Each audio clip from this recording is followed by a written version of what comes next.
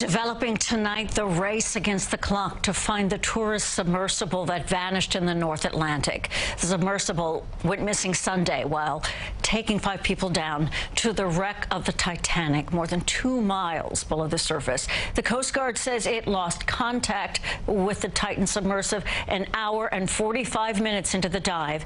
We want to give you a live look at St. John's Harbor in Canada, where the submersible departed. Let's go to CBS 2's Jessica Moore live in our newsroom with the latest on the search efforts. Jess? Well, Dana, the Coast Guard estimates rescue crews have until about 6 a.m. Thursday before the submersible's 96-hour supply of oxygen runs out. That's roughly 35 hours from right now. So far, search crews have combed a portion of the ocean larger than the size of Connecticut with no luck.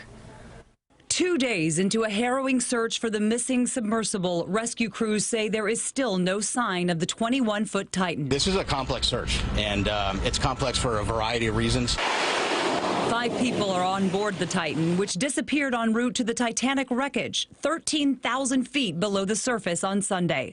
CBS News has confirmed the crew members include Hamish Harding, a British billionaire and avid explorer. He always wants to go for the next thing that hasn't been done before. It will be a miracle if the crew returns alive. Shahzada Dawood, a Pakistani-British businessman, and his son Suleiman.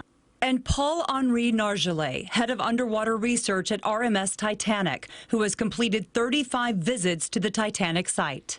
Nargeolet was also married to former WCBS anchor Michelle Marsh at the time of her death in 2017.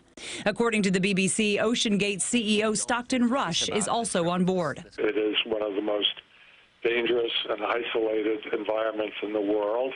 Charles Haas of Randolph, New Jersey, has visited the Titanic twice on the French submersible Nautil. He knows firsthand how overwhelming the experience can be. We were told about the dangers at that depth. They are very considerable.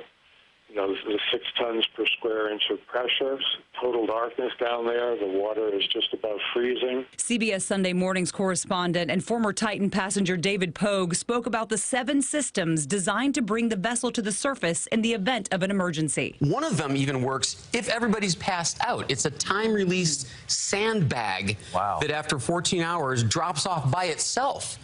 So this thing should be bobbing on the surface.